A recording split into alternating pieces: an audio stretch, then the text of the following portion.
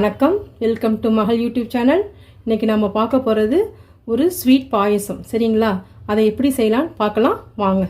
இப்போ நம்ம ஜவ்வரிசி சேமியா பாயசம், இன்றைக்கி பால் பாயசம் செய்ய போகிறோம். சரிங்களா? அதுக்கு இப்போ நம்ம ஃபஸ்ட்டு என்ன செய்யணும், இது ஸ்டவ் ஆன் பண்ணிட்டேன், குக்கர் வச்சுட்டேன். இதில் உடனே வந்துட்டு நம்ம ஊரெல்லாம் வைக்கல. சரிங்களா? இப்போ ஜவ்வரிசி எடுத்து வாஷ் பண்ணியிருக்கேன். இதை நம்ம அப்படியே இப்போ இதில் போட போகிறோம்.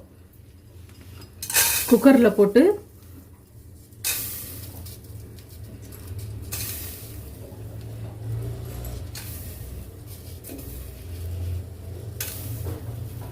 கொஞ்சோண்டு நெய் விடுறோம். இப்போ காய்ச்சணும்ல, அந்த நெய்யை அப்படியே விடுறோம். சரிங்களா? இதை அப்படியே நம்ம இப்போது வறுக்க போகிறோம். இப்போது இதை நல்லா கொஞ்சம் அப்படியே வறுத்துடுறோம். நம்ம ஊரெல்லாம் வைக்கல, அப்படியே இதை வறுத்துட்டு லைட்டாக வறுக்கணும். சரிங்களா? இதை வறுத்துட்டு நம்ம இதில் தண்ணியை ஊற்றி இப்போ நம்ம இதை நம்ம வேக வைக்க போகிறோம். இதுக்கு அளவுலாம் இல்லை, எவ்வளோ தண்ணி அப்படிலாம் கிடையாது. ஒரு அளவு வேக வைக்கிற அளவுக்கு தண்ணி ஊற்றிக்கிங்க, அவ்வளோதான். ரொம்ப நிறையெல்லாம் ஊற்றணும்னு அவசியம் கிடையாது.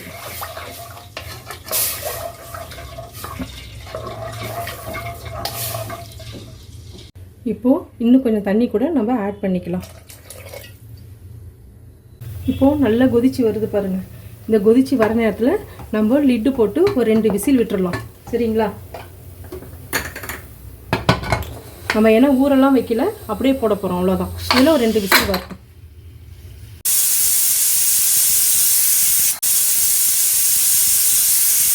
இப்போது 2 விசில் வந்துருச்சு. நம்ம கொஞ்சம் நேரம் சிம்மில் வச்சுட்டு இப்போ ஆஃப் பண்ணிடலாம் ஸ்டவ்வை.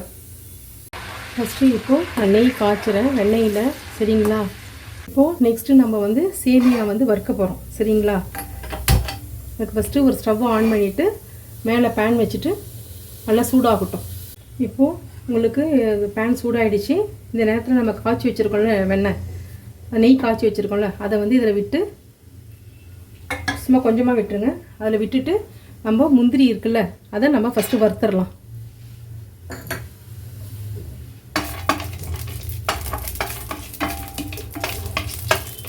ஏன்னா இதை நம்ம முன்னாடியே இப்போ நெய்யில் போட்டு நம்ம சேமியா வறுக்க போகிறோம். அதுக்கு முன்னாடி நம்ம முந்திரியையும் வறுத்து வச்சிடலாம். இப்போது நல்லா நெய்யில் நம்ம ரோஸ்ட் பண்ணிட்டோன்னே இது முந்திரியை, இதை நம்ம இப்போது நெக்ஸ்ட் அதே பாத்திரத்தில் கொஞ்சோண்டு நெய் விட்டு இப்போ சேமியா ஒரு கப்பு இது ஆல்ரெடி ரோஸ்டட் சேமியா தான், இருந்தாலும் நம்ம இன்னொரு டைம் நம்ம வறுத்துக்கலாம்.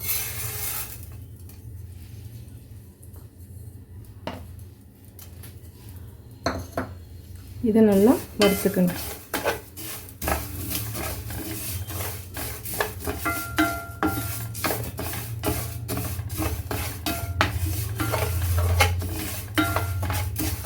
இப்போது நெய்யில் இதை நல்லா வறுத்துட்டோம்.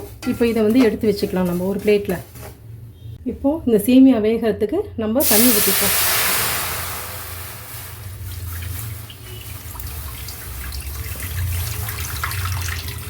இப்போ தண்ணி நல்லா கொதிக்கட்டும்.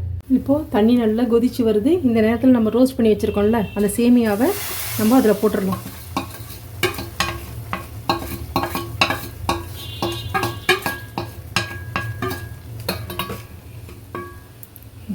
இது நல்லா கொஞ்சம் நேரம் வேகணும்.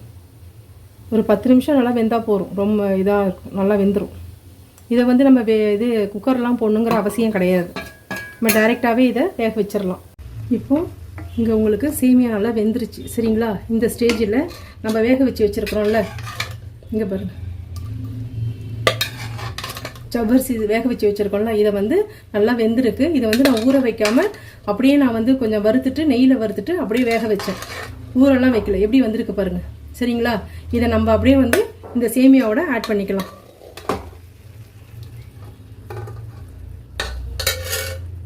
இப்போது இந்த சேமியாவும் ஜவ்வரிசியும் நல்லா வெந்துருச்சு. சரிங்களா? இது கொதிச்சுட்டு இருக்கும் பொழுது ஒரு கொஞ்சம் ஏலக்காய் பொடி நம்ம சேர்த்துடலாம்.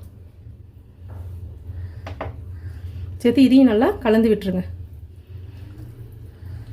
இந்த ஸ்டேஜில் உங்களுக்கு வீட்டில் சர்க்கரை சாப்பிடாதவங்க, பால் சாப்பிடாதவங்களாம் இருப்பாங்க. அப்போது இந்த இதை அப்படியே தனியாக எடுத்து வச்சுருங்க. எடுத்து வச்சுட்டு மீதி இருக்கிறதுல இன்றைக்கி நான் சர்க்கரை தான் சேர்க்க போகிறேன். சரிங்களா?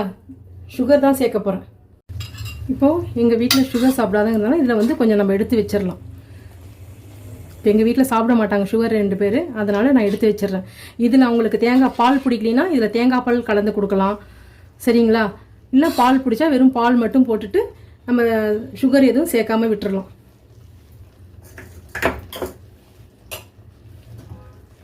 இந்த ஸ்டேஜில் நான் 3/4 கப்பு வந்து நம்ம சேமியா போட்டோம்ல, அதில் 3/4 கப்பு எடுத்து வச்சுருக்கேன். அதன் சுகரை வந்து இப்போ நம்ம இதில் ஆட் பண்ணிக்கலாம். ஆட் பண்ணிவிட்டு நல்லா கலந்து விட்டுருவோம்.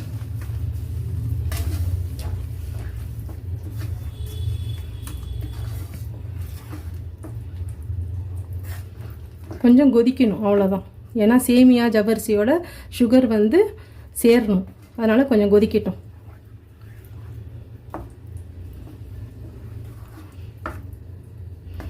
இதுங்க எல்லாருக்குமே இதில் வந்து நீங்கள் பால் சேர்க்காமல் தேங்காய் பால் கூட சேர்த்துக்கலாம். ஆனால் இன்றைக்கி நான் வந்து பால் தான் சேர்க்க போகிறேன்.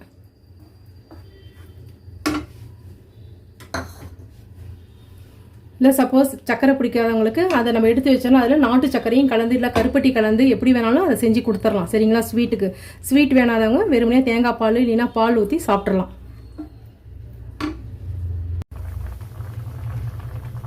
இந்த ஸ்டேஜில் நான் ஆஃப் பண்ணிடுறேன். சரிங்களா? இதில் சேமியா ஜவ்வரிசி பால் சக்கரை முந்திரி ஏலக்காய் எல்லாமே கலந்த ஒரு பாயசம்.